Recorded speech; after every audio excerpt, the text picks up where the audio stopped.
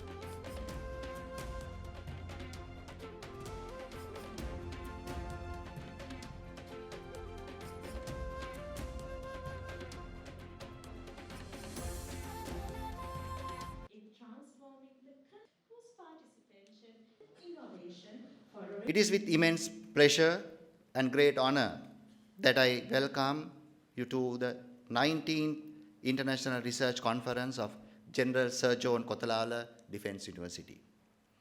As we gathered here, we are not merely opening another academic conference. We are bringing together people who share a common belief that is the advancement of a nation begins with the advancement of knowledge. Research is, at its heart, a journey of questioning. It begins with the courage to ask what we do not yet know, the determination to seek answers, and the imagination to see possibilities beyond what already exists. In a world of experiencing profound technological, economic, and social geopolitical transformation, the ability to generate knowledge and translate it into meaningful solutions have become more important than ever. It is in this spirit this year's conference brings together scholars, researchers, professionals, policymakers, and practitioners under the timely theme From Crisis to Opportunity, Reimagining Governance, Infrastructure, and Innovation for a Resilient Future. It is with great pleasure that I join you today at the International Research Conference of General Sir John Kotelawala Defence University. The theme of this year's conference, From Crisis to Opportunity, Reimagining Governance, Infrastructure and Innovation for a Resilient Future, is particularly relevant to Sri Lanka at this moment of our national journey. As we all know, Sri Lanka has been through multiple crises, especially in the recent past, and in a way it is heartening that at this moment we are talking about moving from crisis to opportunity, and that in particular we are thinking of building a more resilient future. Because undeniably, crises are ever present in our lives, not always of our own making. External factors beyond our control also create situations that are unexpected and unanticipated, and it is important that we face this, the nature of crisis and the fact that crisis is ever present in our lives, and understand how best we strengthen our communities, strengthen our institutions, and strengthen our people to deal and cope and respond to these crises. Sri Lanka has often been described as a resilient country because of our ability to move on and move beyond the multiple crises that she's unfortunately faced.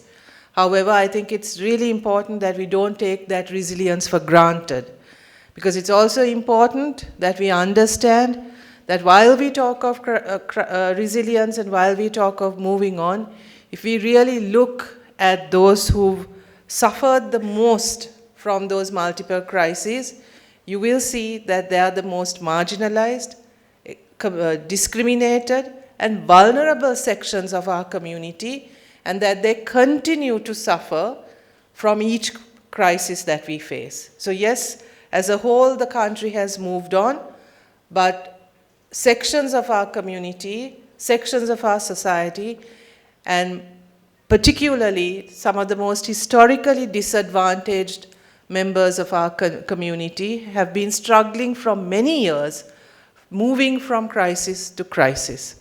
So when we talk about resilience and the opportunities that are present at this moment for us to move on a more transformative journey and to build a more resilient future, I think it is extremely important that we look at the conditions that have historically marginalized, historically excluded many sections of our community for many, many years, and we think of a more inclusive society, one where resilience is not something that is confined to privileged sections of the community, but to society at large. So I thank you for shaping this conference around this very important theme.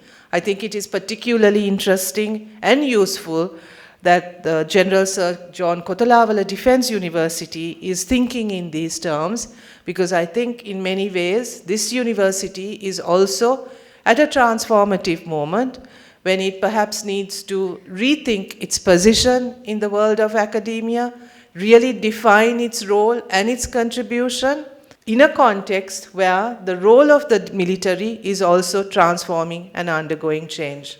When we talk of security, when we talk of national security in these times, it is no longer simply about the preparedness of our forces to face traditional or conventional warfare.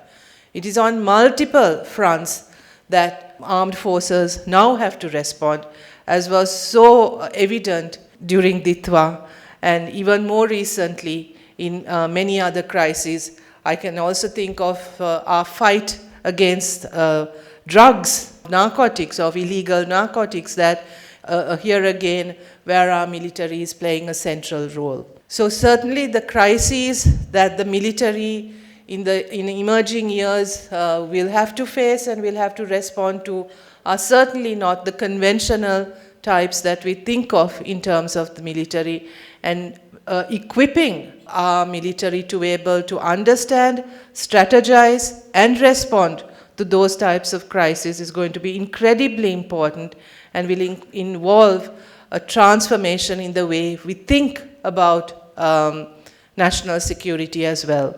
I also want to take this moment to thank the military in particular for the magnificent way in which they responded during Ditwa. Also, they are continuing an ongoing role in our actions to combat drug trafficking, illegal drug use, which is becoming such a horrendous problem in our society. I want to thank all of you who've been part of our efforts, who are part of our efforts to combat this. And I wish you all success in your continuing efforts to work with us in dealing with these issues as well. So this is indeed a really important and apt theme for all of us to be thinking about, and I congratulate you on your choice, on your thematic choice for this year's conference. At the same time, Vice Chancellor, you also mentioned the fact that research must begin with a question. And I think that's very important. Research, building a good research culture within academia means that we have to sustain and encourage a spirit of curiosity as a basic premise when we think about research. That spirit of curiosity is, I think, something that is can I say, somewhat disappearing within our academic community these days. And this is, I think, primarily because even when I was in academia, research interests and the motivation to do research has often been driven by the need to collect points for promotion rather than the spirit of questioning and the curiosity that should really drive research.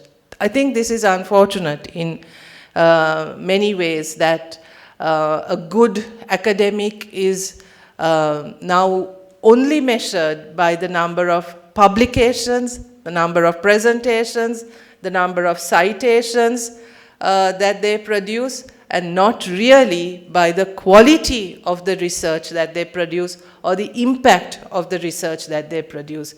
This has led to very short-term research projects, and we all know that good research, Professor Malik Piris is with us here today, and I'm sure he'll tell you more about it. His work has been a commitment, a lifelong commitment to seeking answers. And I think that that dedication and that commitment to finding answers to complicated questions and understanding that that takes time, that may take a lifetime of commitment, is something that is sadly now disappearing from our research engagements, and one that I would really like to see coming back to our dialogues and our debates and our conversations about research. Also, I think if we are to encourage that spirit of questioning, ensure that there is that spirit of curiosity that primarily drives academic research, then we also need to protect academic freedom. And academic freedom doesn't just mean the freedom to do what you want, but a commitment to academic integrity, a theoretical commitment, a commitment to your discipline, and a commitment to ensuring that your commitment to pushing boundaries and to asking difficult questions is something that is supported by the institutions within which we operate. So maintaining that spirit of academic questioning, curiosity, and academic freedom that it is based on is also, I think, something that is extremely important, and one that all universities, and in particular a university such as this, needs to think about and needs to invest in. Once again, I think one of the challenges also that we have today, and one that we need to think about seriously, is the impact of technology on our research integrity, in fact on academic integrity. We are all talking about AI. We all talk about the need to adapt, the need to understand AI. I also see lots of efforts to introduce AI into our education process, into our institutions, into our curricula. Sometimes I want to say, can we just pause for a minute and really think about AI? What is it? What is its impact?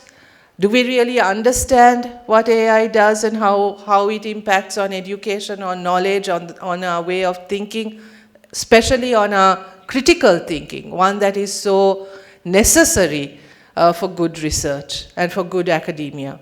I was recently reading about how universities, and particularly courses that within the humanities and social sciences, which moved away from paper-based examinations or timed examinations to more creative ways of assessing students through assignments, through projects, are reverting now to paper-based examinations in order to control the use of AI by students to develop their projects or to develop their answers. I think this is extremely unfortunate. If this is the way in which we have to move, if that is our response to AI and AI use among students, I think that is deeply unfortunate.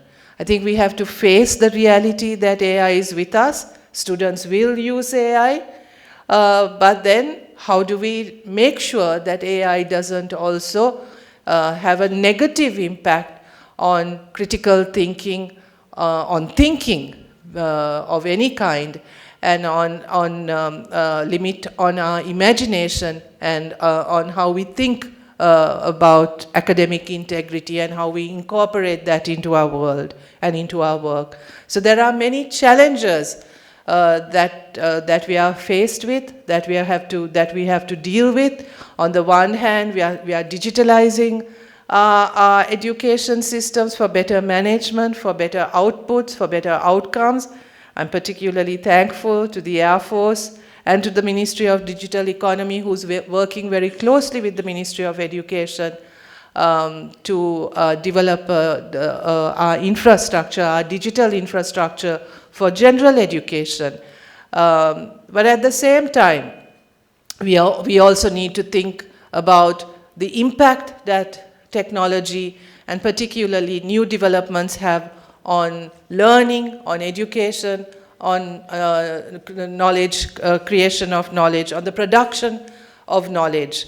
This is also increasingly affecting things this is, I think, forcing us to rethink about things like academic ethics, about academic integrity, and indeed the authenticity of the work that we produce. And these are all issues, I think, that we need to think about.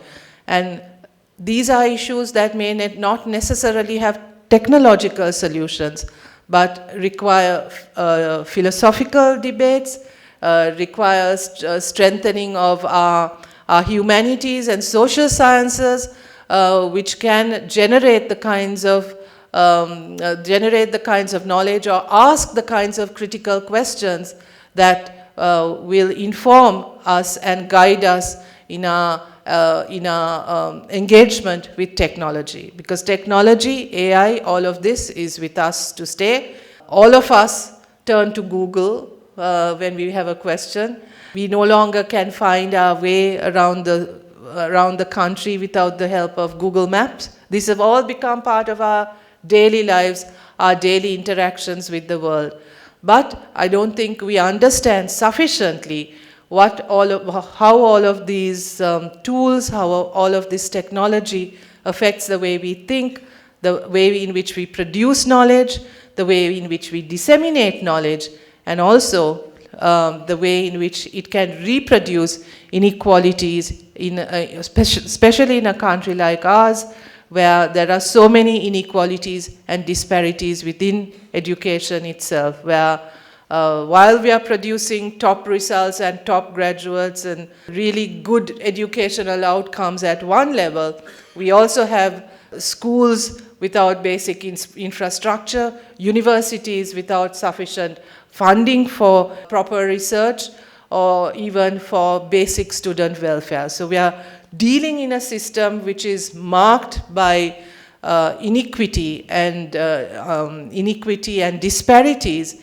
and yet we are also working in a world, in a system which is rapidly changing and in which we need to keep abreast and keep a pace, or once again Sri Lanka will be left behind. And I really want to reiterate the fact that for our government, it's tremendously important that we are not left behind this time, that we are not just adapters, but that we are also innovators, that we remain on par, on equal terms with the rest of the world when it comes to moving forward. So the opportunities that we create, the opportunities that we seek, and the opportunities that we shape must be defined and based on our own agenda and our own interests. And this is why when we are trying to reimagine our country, reimagine Sri Lanka as a more democratic, as a more just, as a more inclusive society, the role of researchers, the role of universities continues to be so important, and continues to be the need for universities and for researchers to play a pivotal role in guiding this transformation becomes so crucial.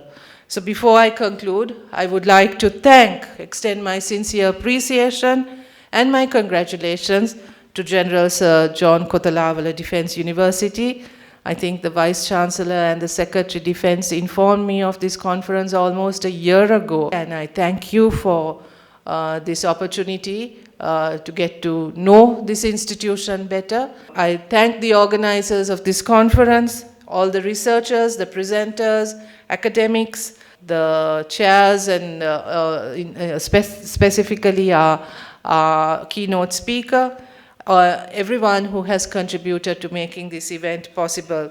I also want to congratulate the students and young researchers of this university for your enthusiasm and your engagement with this conference.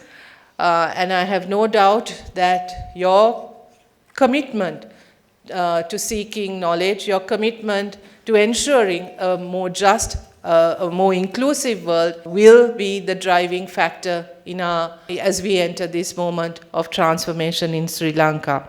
I look forward to hearing more about your work. I look forward to engaging more with your work. And I wish all of you the very best. Thank you very much.